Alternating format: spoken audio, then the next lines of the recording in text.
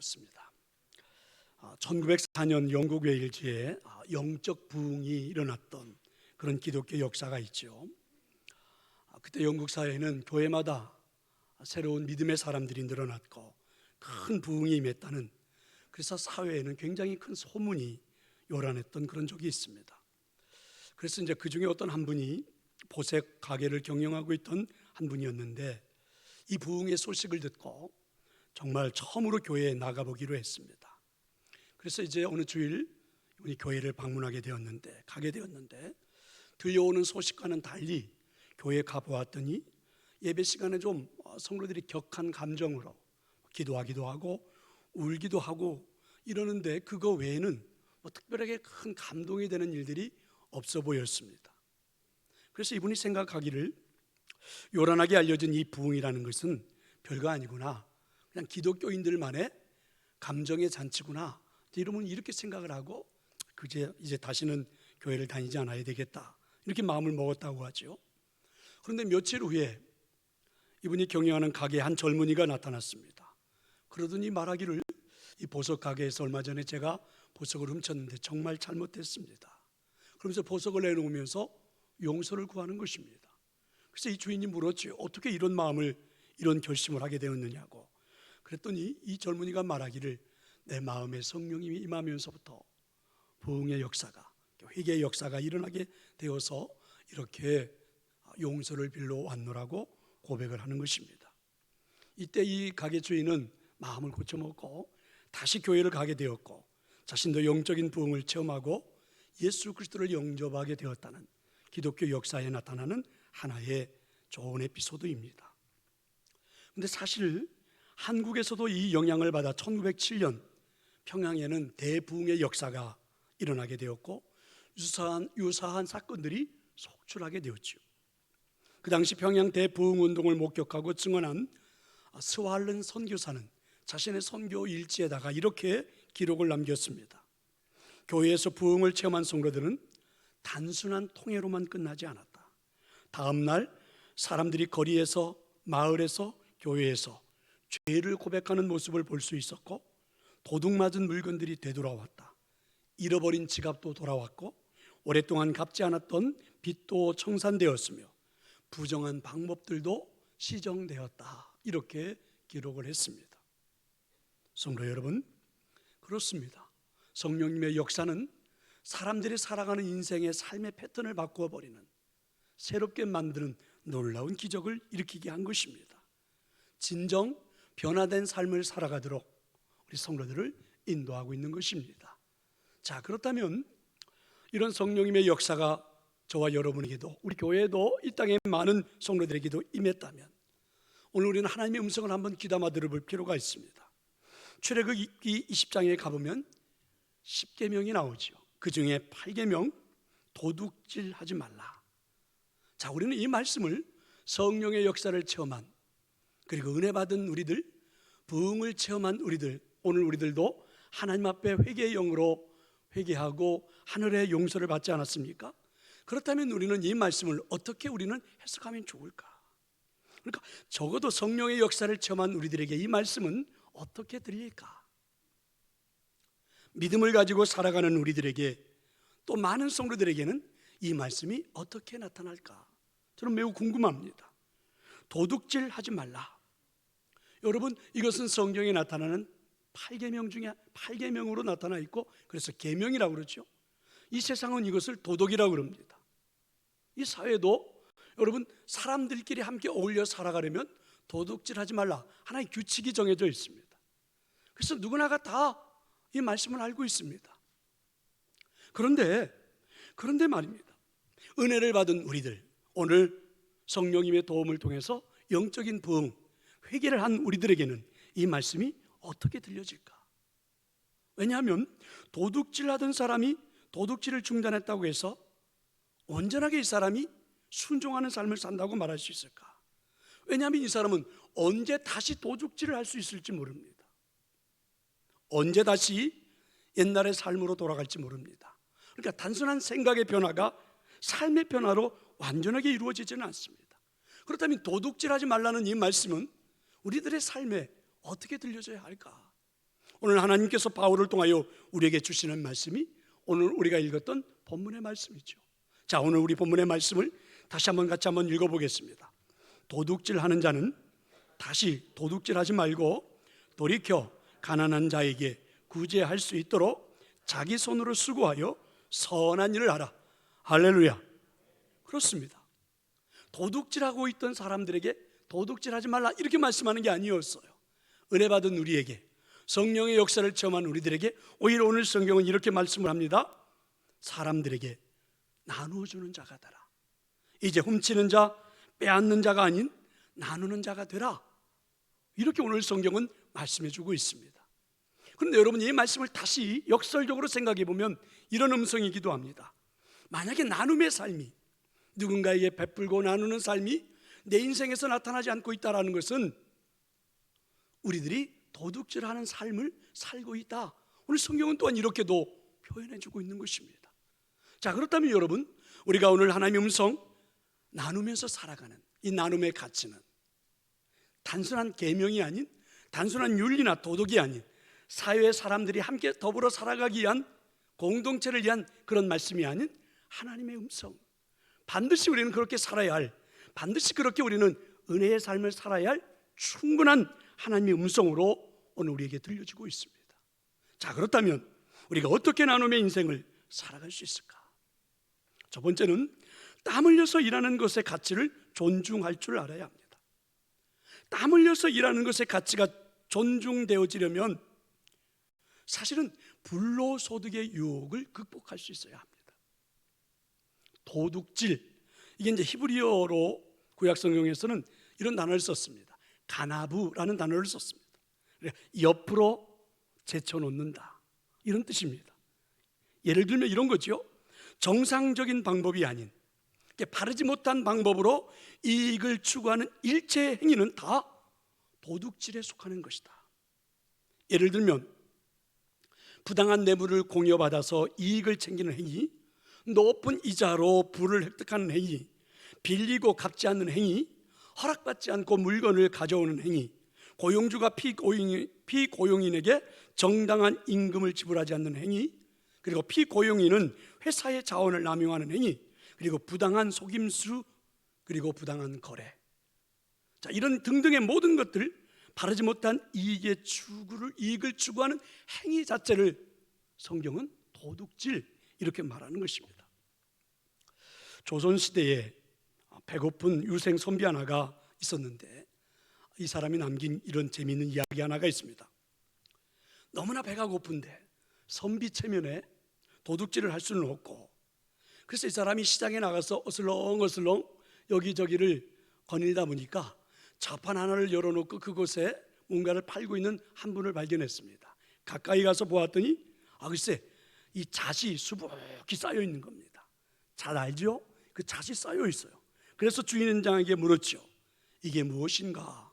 그랬더니 주인장이 이렇게 대답을 합니다. 잣이요. 그래서 이 선비가 그 잣을 막 먹었다고 그러죠.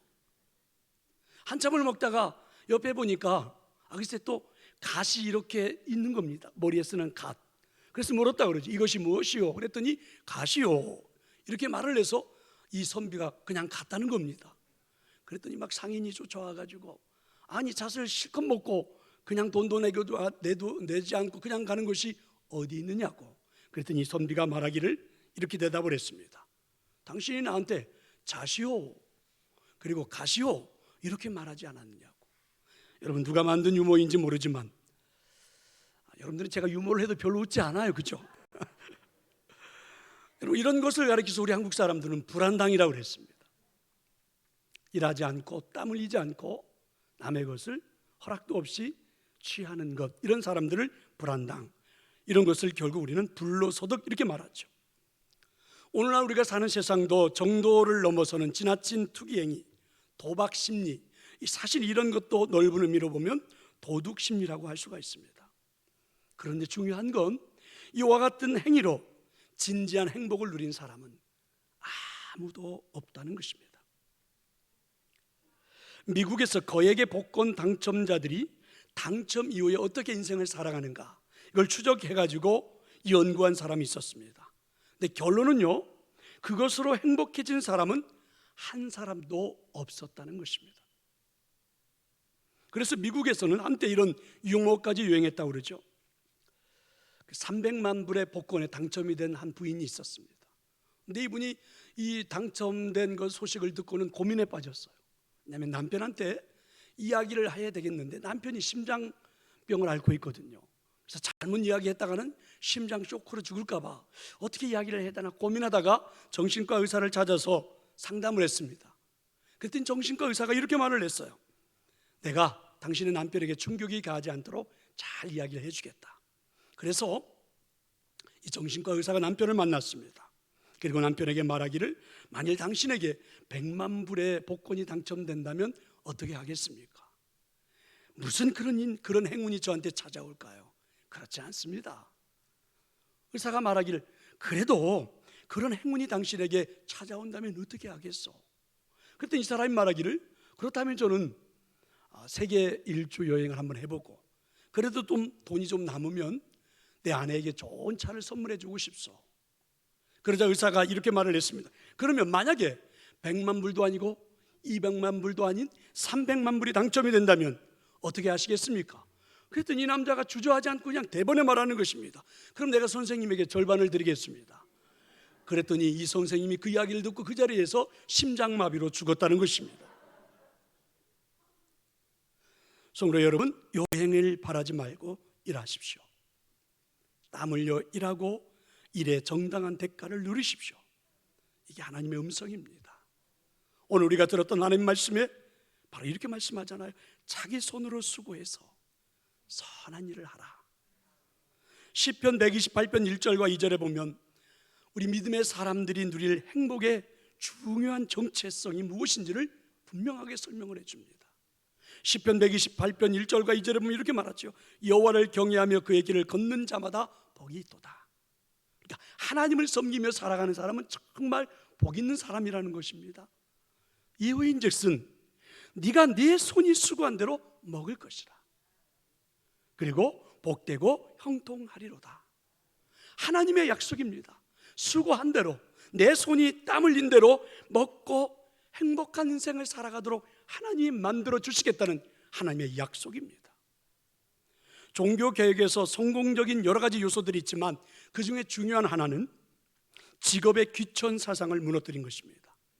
개혁자들은요, 우리 사람들이 가지고 있는 모든 직업을 하늘로부터 주어진 소명이라고 본 것입니다.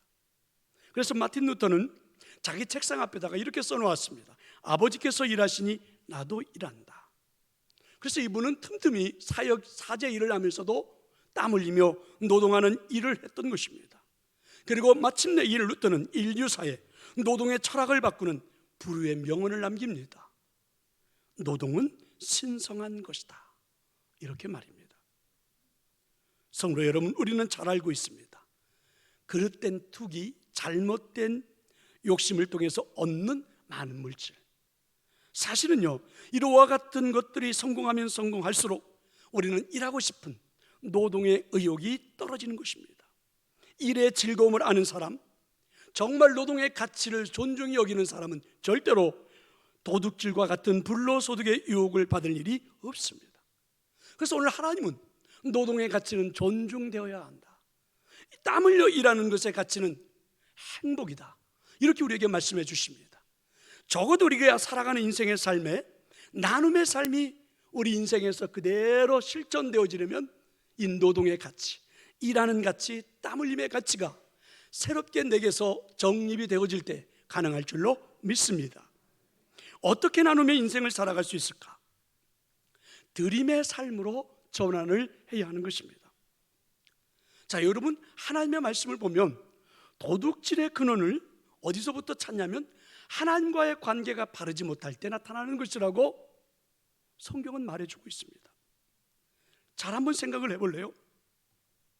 사실 우리가 뭔가 그릇 때 이 돈을 얻고자 할 때, 잘못된 욕심으로 돈을 막 취하고자 할 때에 그 욕망을 갖는 것은 하나님이 물질의 주인이라는 사실을 잃어버리기 때문에, 망각하기 때문에 그런 욕망이 생기는 것 아닐까? 하나님이 모든 것의 주인이시고 하나님이 필요에 따라 신실하게 우리에게 공급하시는 분이라는 것을 확실하게 믿는다면 일확천금을 노릴 필요가 없겠잖아요. 그리고 거기에 매달릴 필요도 없을 겁니다. 그래서 여러분, 투기와 투자를 고민하는 대신에 좀 더 기도하고 좀 더 열심히 일하고 좀 더 성실하게 살아가는 것이 삶의 모습이 되지 않을까요? 그런데 아직도 눈을 뜨든지 감든지 우리 인생에 돈만 보인다면 이미 우리는 탐심의 노예가 되어 있는 것입니다. 그럼 이 탐심은 언제든지 우리로 하여금 도둑질하는 자로 그렇게 만들어가고 우리의 인생을 파괴시킬 겁니다. 그래서 탐심에서 우리가 자유하려면 무엇을 해야 할까? 탐심으로부터 우리가 벗어나려면 어떤 것을 하면 좋을까? 이미 우리가 소유한 모든 것, 그리고 우리가 앞으로 소유할 모든 것을 내 것이 아닌 하나님의 것이라는 확인하는 작업이 필요합니다. 반드시 이건 필요하죠. 그래서 이게 바로 하나님께 드리는 것을 습관화할 줄 아는 것. 그래서 여러분, 이 드림의 기본이 바로 11조인 줄로 저는 믿습니다. 말라기 선지자는 하나님의 백성이 11조를 망각하는 순간 하나님 앞에서 도둑이 되었다라고 우리에게 선포하지 않습니까? 말라기 3장 8절이잖아요. 사람이 어찌 하나님의 것을 도둑질하겠느냐? 그러나 너희는 하나님의 것을 도둑질하고도 말을 하기를 우리가 어떻게 주의 것을 도둑질하겠느냐 하는도다. 이는 곧 11조와 봉헌물이라.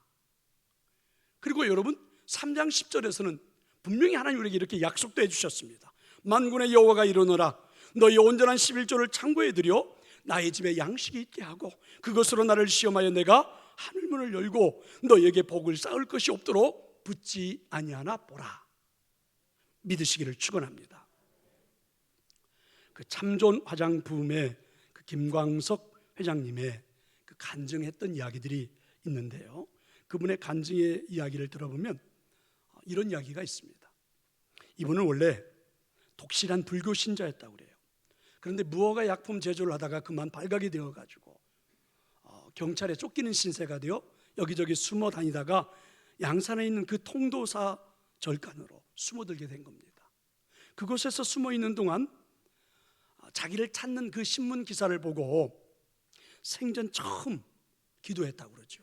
그것도 절간에서, 하나님, 만약에 이 순간에 저를 구해 주시면 제가 하나님을 잘 믿겠습니다. 그 후에 이 사람은 자수를 하고 그리고 이제 법의 심판을 받았는데 8억의 벌가금을 처벌받게 되었다고 그러죠. 그 후에 이제 이분은 교회를 다니기 시작했습니다.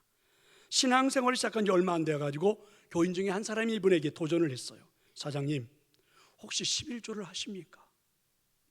그러면서 이분이 하는 말이, 국민으로서 세금을 안 내면 국민 자격이 없고 성도로서 11조를 내지 않으면 성도 자격이 없다고 도전을 하면서 제가 방금 전에 읽었던 말라기 3장 8절부터 10절 말씀을 읽어주었다고 그러죠. 이 말씀을 듣고 김광석 회장님은, 그럼 하나님, 제가 한 번만 시험을 하겠습니다. 11조를 도둑질하지 않고 드릴 테니까 저한테 좀 복을 주세요. 그때 이분이 1년의 매출이 한 1억 정도였다고 그러는데 11조 생활로 바뀌어진 후에 놀랍게도 8억의 매출이 얼어들이는 삶이 되었다라고. 그래서 모든 삶의 분야에서 하나님이 내게 하늘문을 열어주시고 복을 주신 그런 은혜가 있다라고 간증하는 것을 저는 들어보았습니다.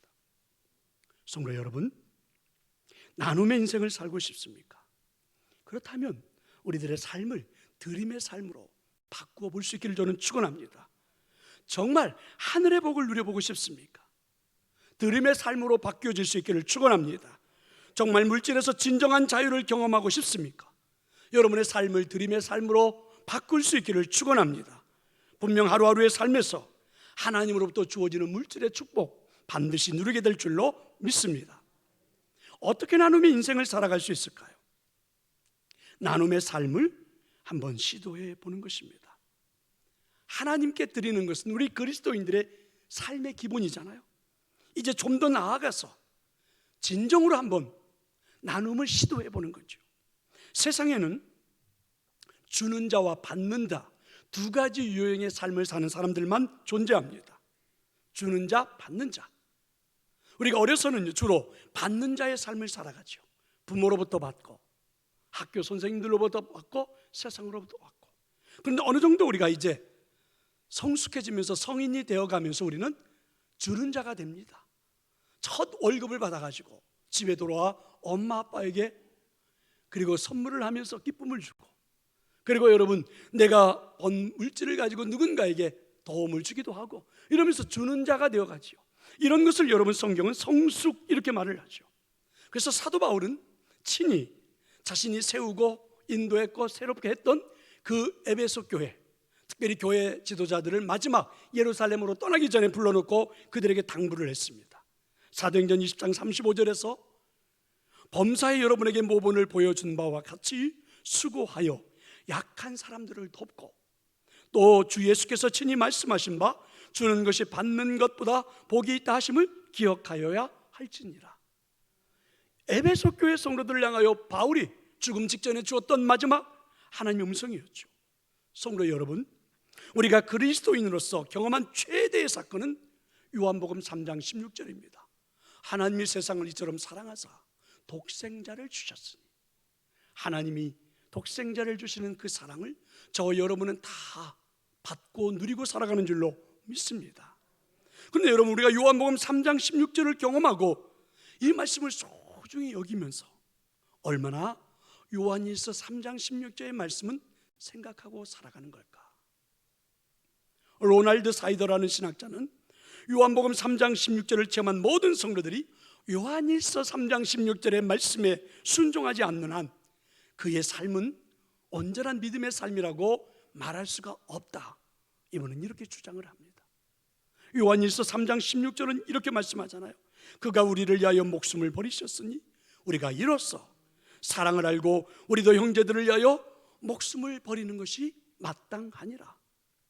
이어 나오는 17절의 말씀을 보면 누가 이 세상 재물을 가지고 형제의 궁핍함을 보고도 도와줄 마음을 닫으면 하나님의 사랑이 어찌 그 속에 거하겠느냐, 이렇게 말씀해 주십니다. 그렇습니다. 나눔의 삶은 내가 구원받은 내 구원의 감격을 누리는 삶입니다. 믿으시기를 축원합니다. 내게 하나님의 사랑이 임하고 있음을 고백하는 것이 나눔의 삶이요, 내가 하나님의 은혜를 받았다는 증거요, 내가 하늘에 소망을 두고 오늘도 하늘에 복된 존재로 살고 있다는 증거가 바로 나눔의 삶입니다. 믿으시기를 축원합니다.